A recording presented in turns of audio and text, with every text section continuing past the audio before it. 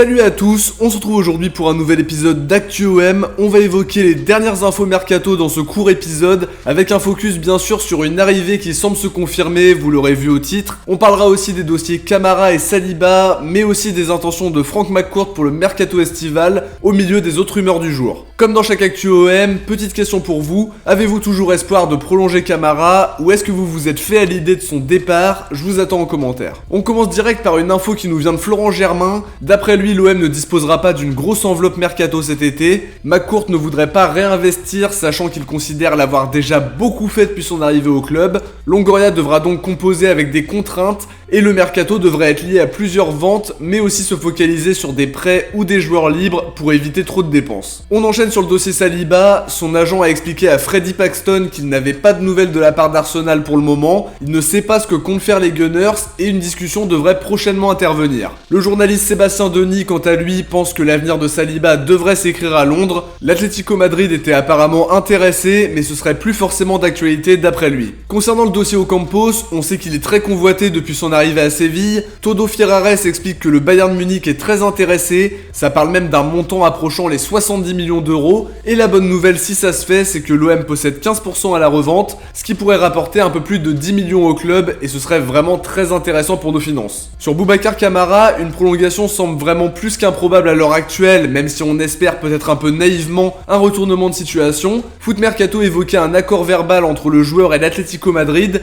même si pour l'instant ils ne peuvent pas confirmer s'il a déjà signé ou non un document officiel. Ferrares de leur côté parle d'un intérêt concret de la Juventus, qui serait sur le point de formuler une offre à Camara et à son entourage. De l'autre côté, Chelsea aurait aussi envie de le faire signer, on en saura plus dans les prochaines semaines. Dans le dossier Lucas Perrin, on sait que Strasbourg dispose d'une option d'achat d'environ 1,5 million, et vu la bonne saison qu'il fait en Alsace, on imaginait que le club voudrait le garder, et que de son côté, il aimerait aussi rester parce que ça lance vraiment sa carrière, alors que son avenir était un peu bouché à Marseille. Plus vraiment de doute, puisque Marc Keller, président du club strasbourgeois, a confirmé au micro de Prime Video que l'option d'achat avait été levé cette semaine, donc Lucas Perrin serait définitivement strasbourgeois. On termine cette vidéo en parlant de l'info qui nous intéresse le plus et qui a fait beaucoup parler ce vendredi. Le Disport évoquait cet après-midi un accord très proche entre l'OM et Angers pour un transfert de Mohamed Ali Chaud. RMC Sport confirme que le dossier avance bien, l'OM aurait proposé 12 millions plus bonus, Angers voudrait se rapprocher des 15 millions d'euros, les positions sont donc de plus en plus proches, Longoria doit encore se mettre d'accord avec le joueur sur la base de son futur contrat, il y a la concurrence de l'Eintracht Francfort qui n'aurait par contre pas beaucoup de marge de manœuvre financièrement, mais qui pourrait quand même revenir à la charge dans les prochaines semaines. Si ça se concrétise, ça veut aussi dire qu'il y aura très probablement un départ de Luis Enrique, qui est cité parmi les joueurs poussés vers la sortie cet été. Ça peut aussi anticiper une grosse offre pour Bamba Dieng,